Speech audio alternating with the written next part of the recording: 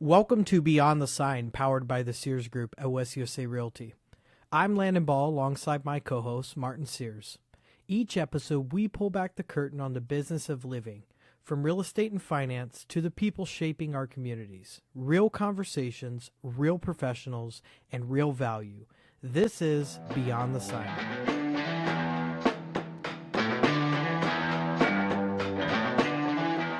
All right, everyone, welcome. This is episode 1 of Beyond the Sign. I'm your host, Landon Ball, here with my co-host and team lead, Martin Sears. This show's been a long time coming, and honestly, we wanted to kick things off, bringing it back to where it all starts. The people behind the business, the conversations that happen off camera, outside the contracts, beyond the sign. And that's what we're all about. Today, joined is someone who really embodies that. Our guest is a seasoned professional who started her real estate career more than 20 years ago. She started in Utah before making her way down here to the Valley in Arizona back in 2018. Since then, she's become one of the most trusted and experienced agents in the West Valley, known for her knowledge of land, single-family homes, and especially the active adult communities that make this area so unique. She's built her business on relationships, transparency, and an incredible ability to cut through all the noise of the market and actually make confident decisions. Nichole Hardman, welcome to the show. Thank you so much. Good to be here. It's awesome to have you, especially for our first episode. You've got one of those stories that really shows the evolution of real estate, how it's changed, how people have changed, and how you've stayed adaptable through it all. So before we dive into the business side, let's start at the beginning. What originally pulled you into real estate? What was it, something you saw yourself doing, or did it kind of just find you along the way? You know, I think I was born into it, honestly. I never thought I would be in real estate, but my parents were always in real estate. My dad was a custom home builder in Utah, so I always was on the job sites. My mom was an architectural designer, so she would design all the homes. And so as a young kid, I just remember always that was our life. You know, heard my mom and dad talk about mortgages and rates and their clients. And so when I graduated from high school, after I got married and had a baby, my parents had a couple houses and told me that they would want me to be their agent. And I said, okay. And I went to school, and that's how it started. Awesome. What about you, Martin? Yeah, very similar. I was around, although my folks weren't real estate agents or sold real estate, but where I grew up in Northeast Ohio, I actually didn't start in housing. I didn't start in real estate. I started in manufactured housing, and it was a job right out of college, and it paid extremely well. It was probably one of the most fun careers of my life. It was amazing. You guys have heard me talk about this before. In manufactured housing, within manufactured housing communities and on land, construction, the whole thing from the land. We would do the construction loan. We would do all the improvements. Very similar to like what Nicole's dad was doing or her parents was doing. It was still new construction, a lot of it. It was extremely rewarding, and it was really just back then, a different demographic that was extremely rewarding, and it paid so well. The hours were long, but when you're in your mid-20s, you don't have anything else to do anyways but work, or at least that should be your attitude, in my opinion. Right. So yeah, it was extremely rewarding, and it taught beyond light years when you transition into real estate. You already started with a PhD or a master's in sales after working that job. It was called AAA Homes. Awesome. I think it's really funny how most of it's just kind of fall into the business, or we have a person in our life that causes that impact. I know for me, it was really during COVID, everything fell apart and had to get a job, had to get a career. So it wasn't as much the person behind as much as it was the situation, but it just kind of fell in place, and real estate was the route I went. But I think that's what's kept you so successful, both of you, is the ability to evolve with the market, but still keep your same heart for clients. You can always tell when someone's in it for the right reasons and when they're not. Mm-hmm.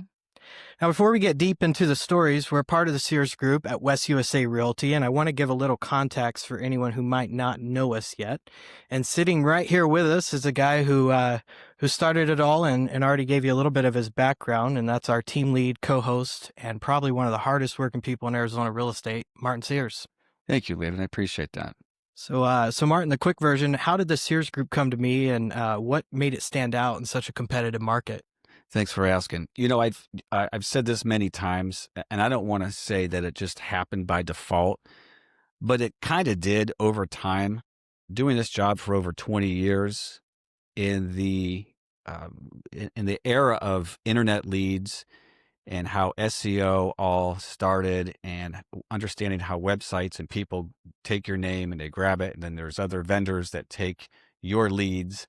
I don't want to mention anything here for copyright purposes, but how they could plagiarize and they can manipulate SEO to take your hard work and create a lead so you can be a dual agent or just, serve the public and listing appointments or buyers or so on and so forth. And what happened, Landon, was year after year being a one-man show, 2013, 14, 15, when you start doing your taxes, it's really simple math. And you'll look down, and at the end of the year, let's say we all come with a great fresh attitude in January. And then we start going through our book of business and all these leads from May and June and July. And your follow-up stunk because you're a one-man person, and you really are prioritizing who wants to look and buy a house today or list a house today, and fiduciary. And we wear so many hats in this industry. People just don't understand. It's just not about driving around and showing properties and writing contracts. I guess the point I'm making is January, you would sit around and just say, you start cold calling all these leads. Hey, Landon, for example, I spoke with you back in May. Did you happen to find that house in Goodyear or Glendale? Yeah, Martin, we bought a house in August or September. Thanks. It was just ridiculous. And when you start looking at the numbers of all the money spent, it was bad business. And I've had it. So in 2019, it's something that Todd Menard, is the COO of West USA Realty, has really been pushing me to do so for many, many years. And it's a big step. It's a huge financial step, and it's scary, right? It just is. You're starting a new business when what you've done for so long works. It's just you're working a lot of hours, but it just wasn't smart work. And let's be honest, your relationships with your faith, with your spouse or your kids or whatever, something's got to give. It just does. To have a balanced life is something to be said about. So that's when we kind of started that. Your first hire really should be an admin, and that's what I did in the summer of 2019. And then I think Nichole was our second partner on the team, and then we just kind of evolved from there. We really didn't start boots on the ground until really around, I would say, Nichole, wouldn't you, January of 2020? Yeah, I agree. But ironically, as soon as COVID hit in March, that went crazy, which Right. was a lot of Yeah. fun. That's when I got into the business. So it was, welcome to the business. Here it is. So, and I want to ask you, Nichole, I mean, a successful agent, coming from Utah, and I'm sure you had your boots on the ground here for a couple years when you joined the team. What was really your reason for joining a team as opposed to just doing this on your own or maybe doing this yourself? What's that value of being on a team? Is it the work-life balance, or what is it for you? The value is, well, being new to Arizona, real estate is a relationships business. And when you don't know anybody, it's all of a sudden an eye-opener of your job is selling real estate, and you use a sphere of influence, and all of a sudden your sphere is so small and you realize you're not going to be able to make a living easily. Yeah. So, and I just happen to know Martin because he is the realtor we connected with when we found our home when we first moved here. So it just seemed to just work out perfectly. Personally, I was a broker in Utah. I had agents underneath me, but it was a whole different culture there. The real estate culture where what I was used to was night and day from what Martin was doing. And I realized, this is a good opportunity. And Martin, I like how he does business. We got along really well. And I said, you know what, I'm going to try this team thing. And that's the one bit of advice I'd give anybody. If you're wanting to get busy and be successful, join a team, and you won't regret it. That's great advice. It really is. And you've both led through multiple market cycles, and we've all seen the big shifts over the last few years. So from your perspective, where do you think things are sitting right now, and what's something buyers or sellers might not realize when they scroll those headlines that tell them all the doom and gloom, or maybe some of the positive details we're not necessarily seeing with boots on the ground? Well, our job is really to be candid, and you don't have to put on the BS hat to try to be a salesperson. You just really you follow the math, right? So the math doesn't lie. We have to be optimistic. We have to give hope. That is our job, to give hope, as Dave Ramsey would quote us. You have to give hope to your clients. So you will sell real estate if you're a seller. If you're listing your house, or if you're a buyer, you can buy real estate.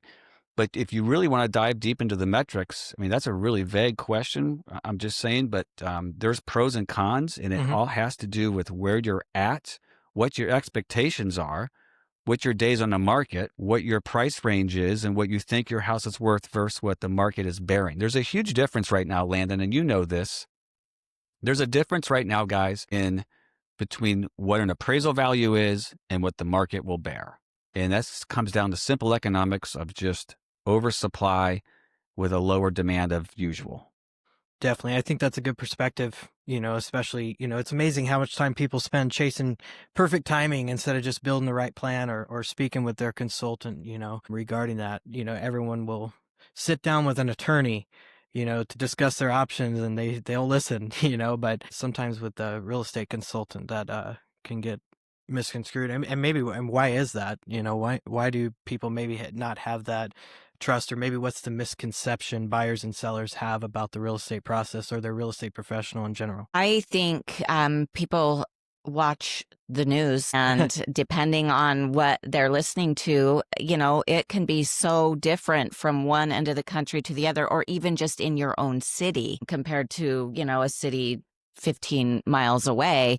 So I think that's where consumers just really get confused. They think they know one thing, and then they meet with a local professional and they hear something totally different. And so then there's, they're not sure what to believe. So that's where consumers, I think, really should consult with a local professional who's been in the business long enough and trust what they say, because we've got the same goal. If you want to sell your house, listen to the professional who can sell your house. Right. Don't listen to the national news station. Right. But I think it goes back to just, really relying on those that are in the field and with boots on the ground and working in the industry to really figure out what's going on. So I want to dive into the market a little bit. We spoke a lot about some of the relationships and kind of the development of joining a team and the value of joining a team and who the Sears Group is. So Nichole, let's go there. When the market shifts like this and clients start feeling uncertain, I know you work both sides of the aisle with buyers and sellers, and you do that frequently. So what's the biggest misconception amongst clients you're experiencing? What's your response in this market that's highly competitive? In my experience, like talking about sellers, I understand every seller wants to get the most for their house, and I want to get them the most for their house. But as market shifts, and sometimes it happens quick, and sometimes it's a slow trickle, I've experienced this before, and I tell my sellers, you never want to be chasing the price downhill, because you're always going to be behind. If we see a market shift or we see signs that things are going to start changing, I do like to tell my sellers, hey, this is what you're likely going to be experiencing if you continue to hold the line. You're not going to get offers. Other sellers are going to come in the market and they're going to be priced less than you. And so you're constantly going to be chasing the bottom. And so that's one thing that sellers need to know, that this isn't our first rodeo. We've been doing this for years and years, and we've seen this type of market shift before. So we want to maybe try to counteract it before they are regretting not dropping their price earlier, because they'll probably take less in the end. And then Martin, just to piggyback off of that, when it comes to rates and everything, you have some people believe they should buy now and refi later. Some people believe they should wait for the rates to go down, but then the prices go up. I mean, where's your stance with a buyer in the market and how people should plan for their own life in that situation? It's a great question. There's no doubt that timing is everything. Just like when Nichole and I started with COVID, you were asked a question earlier. 2020, we didn't have time to react, and we just started getting busy because we had no inventory, and we just had to hurry up and start working. It just kind of fell into place. But to answer your question, to be specific, is if we take the approach And if you look at the code of ethics, and I'm going to sound like a big NAR or AAR commercial here, but at the end of the day, when you receive your real estate sales license in any state, the very first or what you should really, really abide by is fiduciary. So what people need to understand is everybody in our industry, we're not all created equal, but you really need to take the approach with buyers and sellers of a heart of a teacher. If you have the heart of a teacher and you show illustrations with those conversations with sellers or buyers, seller, I need a price reduction, or you need to sell now, or you should wait. You can ask Nichole this. We go on tons of, and you do too, Landon, you go on tons of listing appointments. And if you go on 5 a week, maybe you'll get 2 listings or 3. It's not because they chose somebody else. It's because your fiduciary and your heart of the teacher said, this is just not the right time for you to do this. If what you're telling me and your concerns, Mr. and Mrs. Seller, is you want to make X because you want to move on and move back to the East Coast or up north, then the math and all of the illustrations are showing this is not the right time. Let's revisit in 5 to 6 months from now. There's nothing wrong with that. And the same with the buyers. Have the heart of a teacher, meaning show where the feds are, understand the metrics, understand what the Wall Street is doing and what's happening on Wall Street, showing that they feel with politics that rates are going to go down in the second and third quarter of next year, so on and so forth, to give an example. So you have to show those illustrations rather than verbal. But there's a lot of people that are still just kind of taking the listing, 20% over market value to get the listing and secure the listing. And I know we've really tried to hone down on that as a team and as partners to make sure that we're serving the public, right? Our job's to educate the public, and we're misleading the public really when we have listings like that on the market. Your business model, and I'll just go a little further than that, if that's okay. Your business model should really be referral, referral, referral. We've heard that in any type of sales industry or service-oriented industry, from Barney Fife and Mayberry back in the day, that type of image of, you get your business out of referrals to today. And if you have that heart of the teacher and you have that fiduciary, you're going to get repeat business. That, if you just keep that in mind, that's really where your bread and butter is at. Nichole, you've been doing this for over 20 years. I'm sure you got a fair share of memorable clients or moments. What's one that's really stuck out to you? Well, think about that. And there's one that stands out. It was a couple years ago, and it was in one of the active adult communities here in Sun City West. And it was a gentleman who had called. He had lost his wife a couple years before, and he just needed to move on to the next phase of his life, and he was going to sell his house and move into assisted living. And so I met with him, and when I walked into his home, you could tell that he had had a rough couple years without his wife. He was alone, and he had his dog, who was 17 years old, who had absolutely destroyed the house, in that I could just see just the emotion that he had been dealing with for years. And this dog was so old, and he just couldn't take care of it, or handle the situation. So I was very gentle in my approach, and I did explain to him, in order to sell. And this was actually when the market was shifting from a buyer's market from a seller's market into a buyer's market. And I had explained to him, in order to sell and to actually make this work for you, because his money was tight. This is everything he had in order to move on for the next, for the rest of his life. I explained to him what he needed to do. And part of that was unfortunately, he could not have his dog in the house continuing to do what it was doing and actually sell. And that was a really emotional, heart-to-heart situation. And so he had to make some decisions, and it took him a couple months. And his poor dog was really sick, and it just really was suffering. And so he made a really hard decision, but I did help him prepare his house after that. And he did everything I suggested, because he totally trusted me, because it became this really emotional journey from one transition to the next. And I'm so glad he listened to me, and he put his faith in me, and we were able to sell his home very quickly, where the other homes in the area were not selling. And he was able to take that money, invest it, and now he has a future, and I go to lunch with him, and I still talk to him all the time, and yeah, he's doing really well, and he speaks very highly of me to his friends, and so that was something, when you really get into the nuts and bolts of selling real estate, it's a relationship business. These people, this is their livelihood. This is everything they've got, and so it's great when it turns out positive. Those real relationships and real connections is really what it's all about. I think, stories like that is the most rewarding thing in the business. And I'm sure you've closed many deals that were easier than that transaction, much easier, right? Oh, yeah. Quicker and didn't require some of the sweat equity that you had to put into that one. But that story sticks out to you where, you've probably got closings you've forgotten about at this point. So I think that's really awesome. Yeah. Really awesome there. Martin, what about you? Do you have anything that really sticks out to you that was big in your career that still sticks out to you today?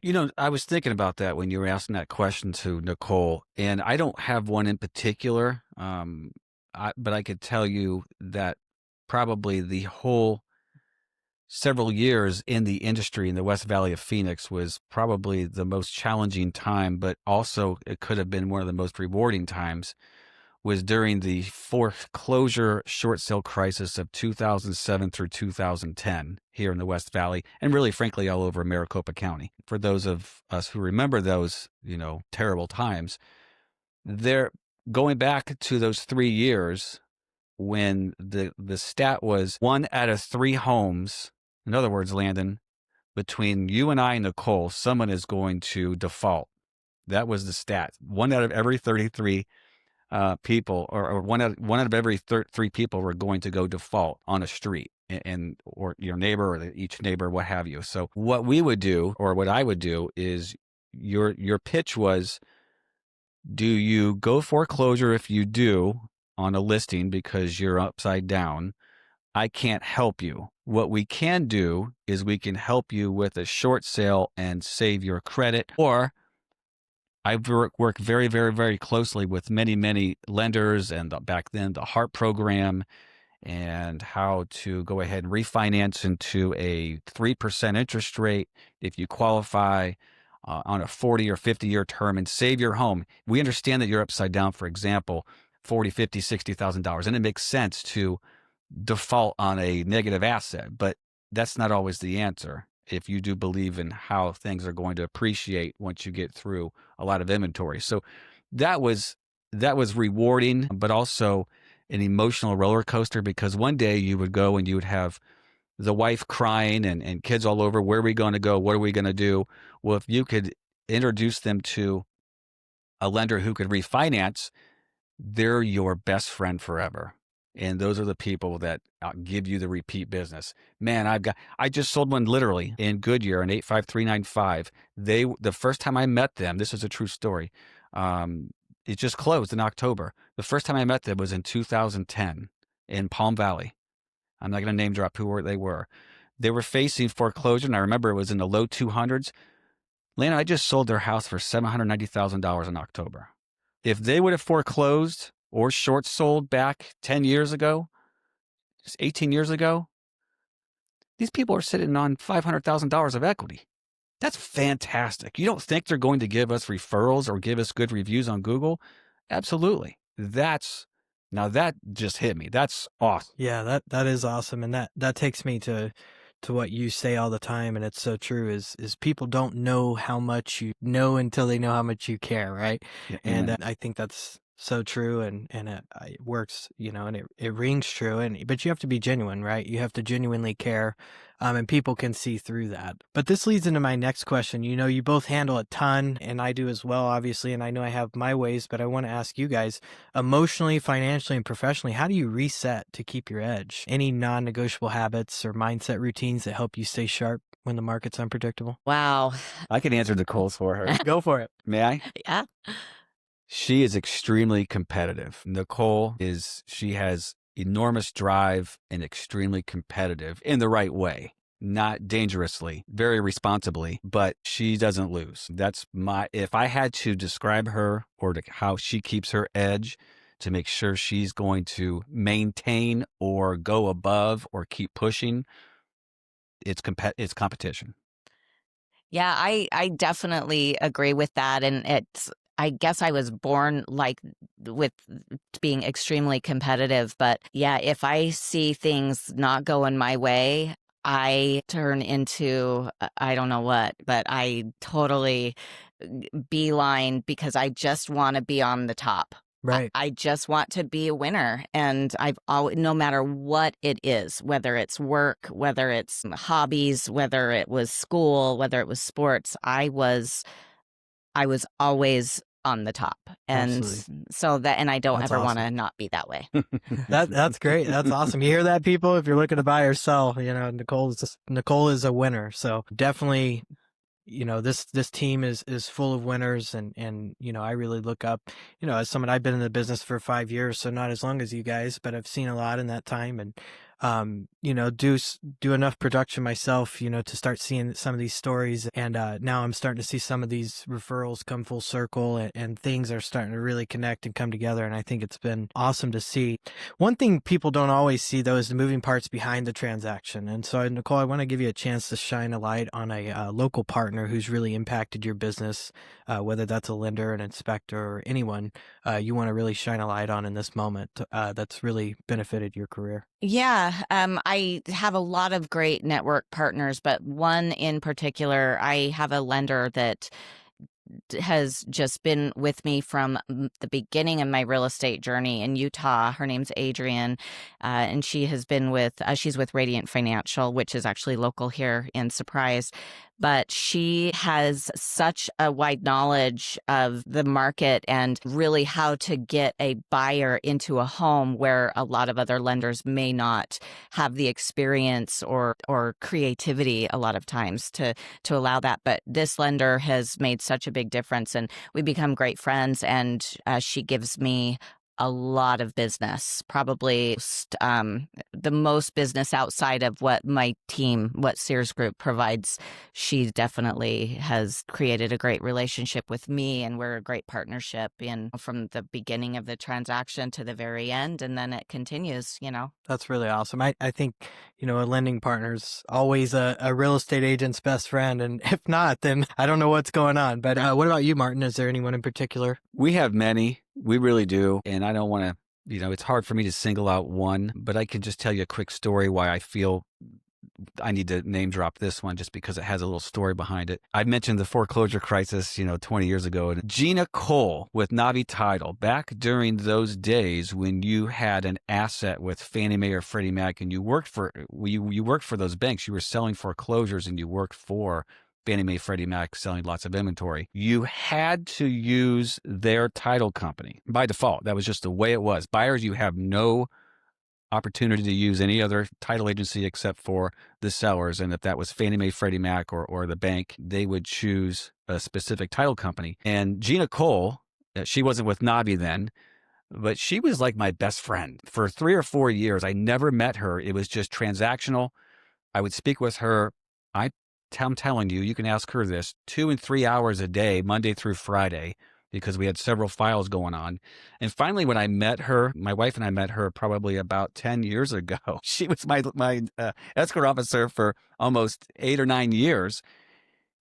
We picked up, I knew about her family. She knew about my family. She knew about my beliefs. She knew about my passions. I knew everything about her.